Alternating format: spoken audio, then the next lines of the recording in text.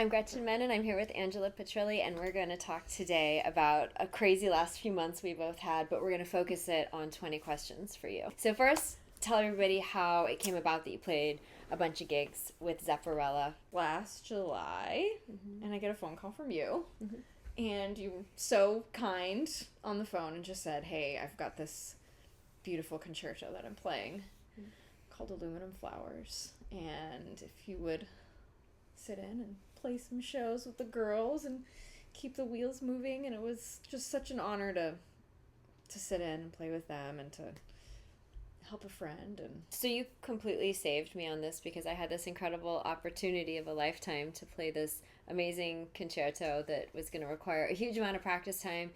And a lot of the Zepparella travel means long periods of time away and away from like my typical practice schedule. And I didn't want to ask my Zepparella sisters to like not play shows, but playing all the shows was going to put me in a bind where I might not be able to bring my best to this concerto. So I was like, wait, I think I know something that might be a win for everybody. Obviously for Zepparella getting to have you play with them, for you getting to just do different stuff with wonderful people and great music, and then also for people who've come to support us for a long time just to get a different flavor. So thank you so much for being willing to do it. It was an honor to do it. I've got 20 questions, Okay. and I wrote them down, but I don't have them memorized. What shows did you play with Zepparella? We did 2 in Alaska in February. I was so sad to miss that. And it was freezing. Like, we showed up, I think it was minus 18 when we left. It was cold. The shows were great. We had a ton of fun. But yeah, it was a little chilly. Like, we couldn't even go outside. We had to, like, stay in the hotel room. Chicago, Minneapolis, and Green Bay, and Milwaukee, which I absolutely love. Milwaukee was so cool. And then we did some East Coast shows, and then you came and played in New York, and it was fun. Like, all 5 of us got to play together. That was super cool. What was your process for preparation? Got all the songs. So 15, 16 songs. And what I did was for 4 months, that was the only music I listened to. That was the only music I listened to. In the car, at home, like as I'm doing dishes, just I wanted to really get those tunes ingrained. I listened to all of them often, but I wanted to really get them in a way that was really strong, where I knew exactly which parts went where and all of that. So that was step 1 for me, was getting that done. And then step 2, I made a really just kind of simple chart where I had all the songs listed and color coded them, red, yellow, and green. So red meant I didn't know the song at all. Yellow meant I knew some of the parts but didn't know the whole structure. And then green, if I had to play it out today, I could play it, no problem. Because you already knew a lot of the stuff. Right. Yeah. So, but there were a bunch that I didn't, and some that I thought I knew. And listen back, and I'm like, actually, I need to work on this a little more. So, really made sure I was very honest with myself with those colors and all of that, and would go through and would pick a day. Like, all right, today is what is and what should never be. Let me go through the structure. Let me go through the solo and all of that stuff. So would break it down song by song each day. And then I broke down the set list into 3 different parts. And then from there, I would take about a week where I would just drill those 5 songs. And I would do these mini sets. So I would do that. And then once I got the next 5 down, I would then do the 10. Oh, okay. And then, I got the next 5 and then would do the whole set. So meanwhile, as I'm learning these songs, I would play along to the track when Jimmy was playing on it. And then, thank God for YouTube and all that good stuff, I was able to find backing tracks that didn't have any guitar. So that was the real test for me. Okay, I feel like you really know the song when the guitar isn't there. So I found all of these backing tracks and just played. I plugged in my little Marshall in a box into my computer and was completely silent. No one else in the house could hear me, which is great. And I would just turn up. So it sounded like, a really awesome rock concert. What was your favorite song that you got to learn for this gig? Not one you already knew. What Is and What Should Never Be. That was my favorite. It was so fun to play live, too. And you're so good on the slide, It was so fun. That's such a great one. It was fun. So tell me what it was like for you playing with the girls, Anna, Holly, and Clementine. It was so great. I felt so welcomed from the beginning. We did a rehearsal in January, and just went in there, and it was just so great. Like, just women who support each other, and they were just always open if I had any questions. It was just a really beautiful space to play music and to converse with musicians that I hadn't really, played entire shows with. Like, I've sat in with you guys a bunch on, a tune here or there whenever you guys come to LA and stuff. But to really have a deep conversation and really start to build this camaraderie in a different way, because, we're friends and stuff, but it was so cool to really build that musical conversation with these three musicians that I hadn't really played with before. It was such a blast. I just love how supportive everyone is of each other. It was a really beautiful space to flourish and to really feel very open and very safe to get creative with this music that all of us really love a lot. So it was really lovely. It was a wonderful experience. I'll always remember. And they're so good, right? Yeah. I mean, such good people, such amazing musicians. Fantastic musicians. Very funny people. Very funny. Lots of laughs. Anything that you really felt like you learned from each of the girls? I loved Anna's diligence. Yeah. And just such the love of the craft and really getting it right, not just the performance of the song, but the feeling of it and the connection with the audience. That was such a beautiful thing to watch every night. She's meticulous. It was just stunning and beautiful to watch. Yeah. And it was so fun to have our little interactions, too, on stage, and we just bring it on home. Like, that was just so fun to do that, and just to, catch your eye in a certain moment where she just did something really beautiful vocally, and just to catch your moment, like, that was awesome, Yeah. Her diligence was just really profound to me. With Holly, I love her stage presence and her just amazing attitude and just how much fun she has on stage. Like, watching her play just makes me want to have even more fun. She's such a charismatic performer while also having put in the work. Yeah. Her love of music through, just all our conversations. I always really look forward to those, when we're flying back home and stuff, and just talking to her about music was always just so lovely. And just seeing her on stage and the way that she really commands an audience, it was really great.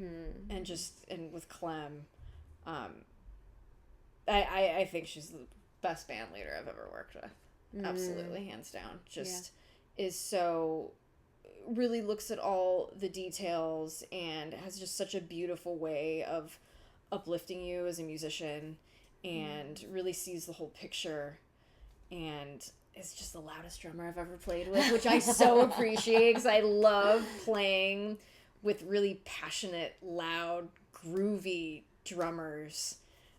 So in that sense, as a musician, it was so lovely playing with her, and just as a person, I just really enjoyed our chats, and I've learned a lot from her in being a band leader. Yeah. Okay, let's talk about your gear. I used my Gibson R9 Custom Shop Les Paul 59 reissue.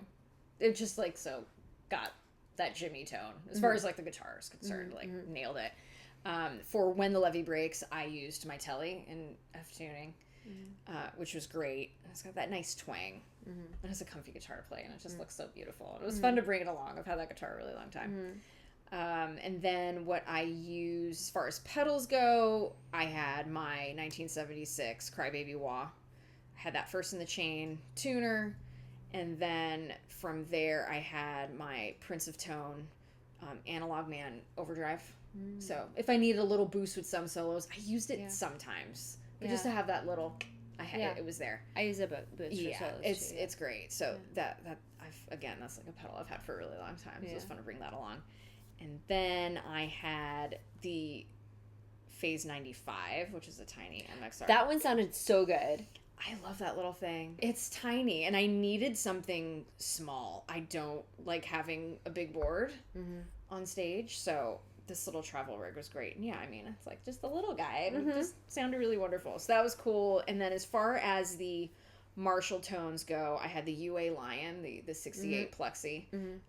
It's such a great amp in a box. It is so cool. So as far as getting that all dialed in, I'd use the Greenback 30 setting and then put it on the lead as far as which amp, and it was It was right there. I had someone tell me after a show that it sounded like a chainsaw. I'm like, yes. I'm like, I will take that all day. As far as the amp head, I have the Seymour Duncan Power Stage 200. So it's a 200 watt amp. And then that goes at the end of the pedal chain, and then that powers the cab. So I was just going through 412s. So I feel like I'm often, until I'm really comfortable in a gig, kind of making little adjustments to my gear. Did you change anything up once you'd done a few shows, or did you kind of stick with exactly what you thought you were going to need? For the Alaska shows, I'm a big tube amp person, so I had a Fender, and it sounded good, but it wasn't quite Jimmy's tone. So that was the one switch that we made after those shows, and once I was, playing through 412s, it's like, nice. Yeah, it's great. And you got a special slide too, right? Yeah, so I used a rock slide. It was brass, and it's on the smaller side. We have pretty narrow fingers, so I didn't want something that was too terribly big. I wanted something that would float nicely, and that slide did a really, really great job, because the solo on What Is and What Should Never Be is so delicate. You can't press too much because it's in that register of the neck, or even if you press a little too much, you're gonna get it's that like towards the center where that was the rig pretty much. 2 guitars and big loud amps and a nice little pedal board. All right. Well, because a lot of these were all fly-in gigs, so it wasn't like you were actually bringing your amp of choice or whatever. You were kind of relying on what you could bring with you, and then what they could provide for backline. Yeah. So much can happen on the road. There must be something like memorably hilarious. It was the first show. So we landed in Alaska, and it, like I mentioned, it was like minus 18 degrees. It was freezing. Like that first breath when we walked outside, like I felt it in my lungs, and my lungs were frozen. It was crazy. So we got into the van that was picking us up, and it felt like a fridge. It was freezing. Like weren't enough seats, and it was super cold, and oh my god, it was hilarious. We were just so excited to go into a nice warm van, but we had a great time. The shows were great and all that stuff, but oh my god, just seeing the van, like, oh, okay. All right, do you have any horror stories? There was smoke in one of our dressing rooms. And when we say smoke, like there's fire probably. I was there for that. Yeah. So from your perspective, what happened? Well, I was upstairs with some friends, and I saw Holly run across the stage, and the sound guy was running across the stage. I'm like, oh my god, what's going on? And I had to go downstairs. I had to grab something, and all of you guys were a little panicky, and something's going on, and yeah, never did find where the smoke's coming from that night. Yeah, that was like, we weren't sure the show was going to happen. Oh, I was certain it was going to get canceled. What's your normal daily practice look like? I like to get up early. I'm an early riser. I like to go to bed early. I like to get up early. I like to do nice stretches, because I've noticed my hands can get a little stiff in the morning. And I like to do just basic, sort of stretches, get the blood flowing. I practice a lot on acoustic. Yeah, because I play a lot of acoustic too, so usually acoustic is what I'll warm up with. Just kind of do some basic stretches and scales. And if there's a song that I am working on, I kind of jump right in. I like to play stuff and hear things, and I do that, and just really like to jump in. But I really make sure to do really good stretches. I don't want to hurt myself. I've been really fortunate to not have any sort of issues when I'm playing. So yeah, getting those stretches in, I think is most important, and my mind is freshest during the mornings. So. And do you do all your practice like in one chunk, or do you do it throughout the day? I do throughout the day. Okay. I'm not someone who could sit for 4 hours and just play and just sit and not move.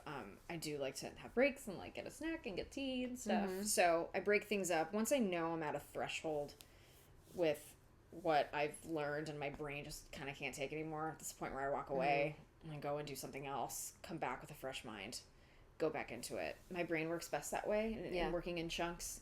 Yeah.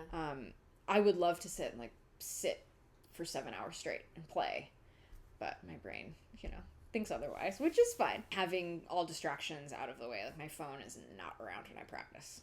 How much do you practice in a day? Do you have like a set schedule, or you just kind of... Every day is different. I mean, with the Zepparella stuff, I was practicing 6 hours a day. Holy moly. Oh, yeah. But I would break it up in chunks. And Yeah. not every day could I get those 6 hours in. It's like, all right, I got to do these lessons, or I need to go and do this session. But I made sure that I got a pretty good amount of time, because this was stuff that I know, but I really wanted to know it. I didn't want to be up on stage and second guessing myself or being like, wait, is that a bridge that's coming up, or is it another chorus? Like, I wanted to know the answer always. I didn't want to be teetering at all. Especially because you always have distractions. You know, Right. it's like you're on stage. It isn't the same thing as being in the like quiet comfort of your house. It's like you have people, you have many things vying for your attention when you're on stage. So once I was really familiar with all the material, I would practice standing up, because I'm not, going to be playing these shows sitting down. And I would move around. So I wasn't just staying still, just to sort of kind of emulate like things that could be happening on stage, or if I was getting slightly distracted, like I would do that on purpose. I would even do this. This might be kind of weird. One of the backing tracks that I picked was the vocals were really off from the guitar part. And I'm like, ooh, this is a good distracting thing. Can I still maintain the rhythm even though the vocals are like a little out and things? I'd like to do those little things to kind of simulate bad things that could happen on stage. And like sometimes I'll turn things down. Right. So again, so have a hard time hearing it. Yeah. Right. Just to think like, what are some things that could happen on stage that could make me nervous? And I would do them in practice so that if something happened, which they often do, you're not going to be freaked out. Like there was one show where my monitor was going in and out for the entire show. In and That's out. worse than just having it be out, because then you can adjust to it being out and be like, okay, this is what I got now. It was going in and out, and it's like you got to stay cool and you got to stay focused. But I'm so glad that I had all of that practice time where I didn't get too flustered. It was annoying. I'm not gonna say it wasn't, it was super annoying, but trusting in myself, because like, okay, like these songs, this is just something that's gonna happen, and it's not permanent. Right. Like the sound, it wasn't permanent. Like I'd get it, and I'm like, ooh, that's gonna go out in about 3 seconds, But I mean, we've all been playing a long time. Like this stuff's just gonna happen. Yeah. And you just gotta trust in your knowing of the songs and of the band that they're gonna have your back.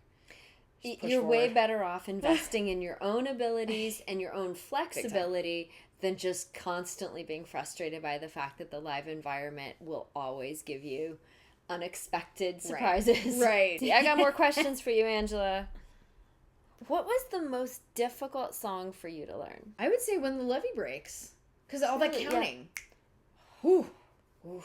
There's a lot of counting in that song. People who don't play Zeppelin don't appreciate the work that structures of Zeppelin require. There's a lot going on. And I mean, a lot of the songs do that. I really wanted to get it right. We had a long conversation about this song as I was preparing for it. And how you said the counting is so important. It's crazy because it'll lull you into the sense of like, it feels like it's this kind of repetitive riff, but within those repetitions there's these really important variations that you notice and the band notices, but probably anybody else, if they haven't played it, wouldn't notice. I was chatting with a friend of mine who's a big Zeppelin fan. He's like, When the Levee Breaks, just kind of that riff over and over again. I'm like, no, it's not. It's not, though. It's like, 3 and then it's a shorter version of it, and then that happens again. Right. So go and listen to it again. Yeah, lots of counting. So When the Levee Breaks. What do you think was the trickiest moment or moments to nail as a band? The beginning of Rock and Roll. Yes. Yep. Yeah. Yep, that one. The drums start on the and of 3. Yeah. That is tricky. 100%, that one. What's your favorite Zeppelin song that you've never learned? I would say Achilles' Last Stand. That's such a good answer. Ooh. Now, why haven't you learned it other than how long it is? It's so long. That's why.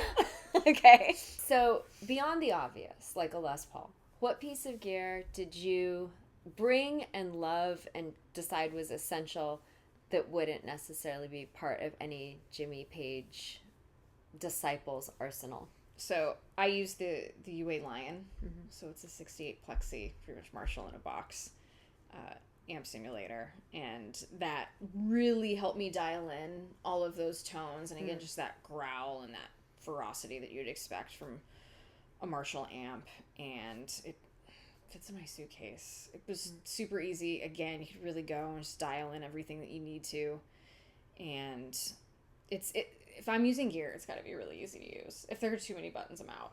So it was just like very simple. I'm like, great, this sounds exactly what I want to. Does this totally dial in the tone? And yeah, it was a great piece of gear. I know if I ever need that kind of sound again, I'd totally grab one of those and put it on the pedal board for sure. Well, and having that consistency too from night to night, it's like, it's one thing you can show up at a place and they might have really great backline gear, but if it's new to you and doesn't sound fantastic, like immediately, a lot of times you don't have a lot of sound check time.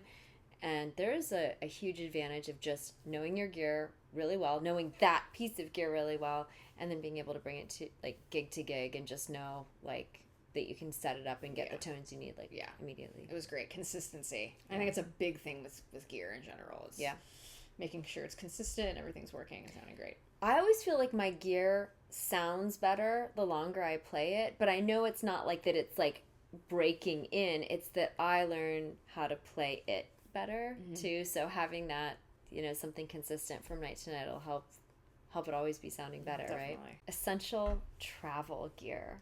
Not just like music gear, but like for just ease of travel, comfort of travel. It's an eye shade for me. Oh yeah. I gotta sleep in like pitch dark.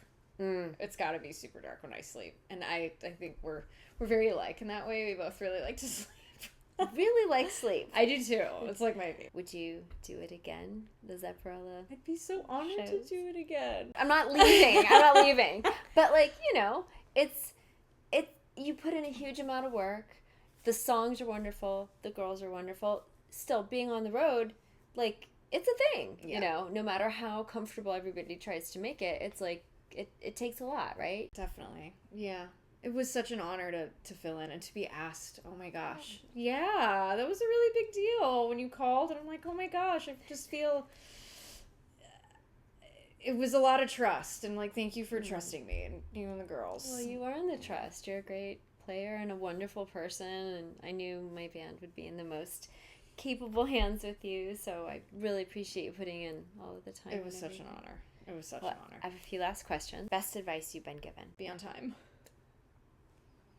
Be on time. Be on time. Best advice you can give other musicians? Play the music that inspires you. Don't try to sound like someone else. Like, find your voice. Listen to musicians that inspire you.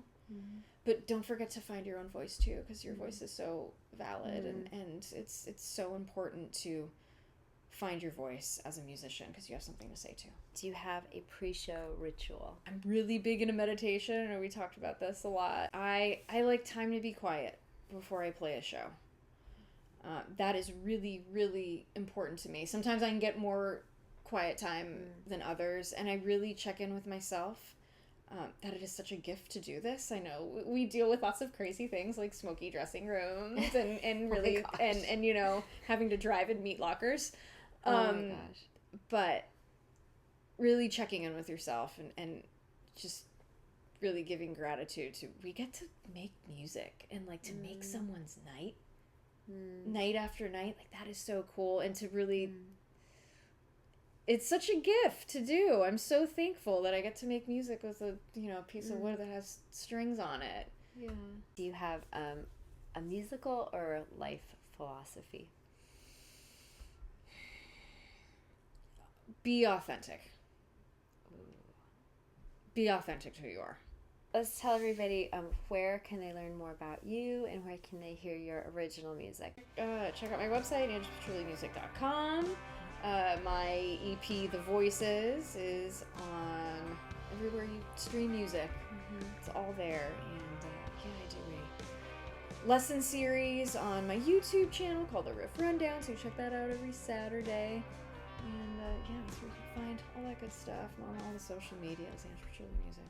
Thank you so much for doing this. Oh my gosh, me. This is such a joy, and I'm so glad we got to spend this time together. You gave me the time I needed to be able to prepare for this concerto, and I'm so eternally grateful to you for that. You helped make that happen. It was an honor.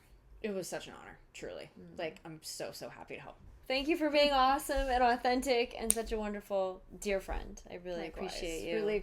Really happy to have you in my life. Oh, likewise. Thanks for watching, everybody. And much love and Led Zeppelin and I don't know what else. Here, let's get Francis in there. Oh. Every video benefits from the addition of a cat. Francis. From Angela and Francis and me, thank you guys for watching. Thanks to all of Zepparella's friends and followers for being so cool and so supportive and so welcoming. To Angela, who did us all such a huge favor and who we love and respect so dearly. Right back at you. This was great.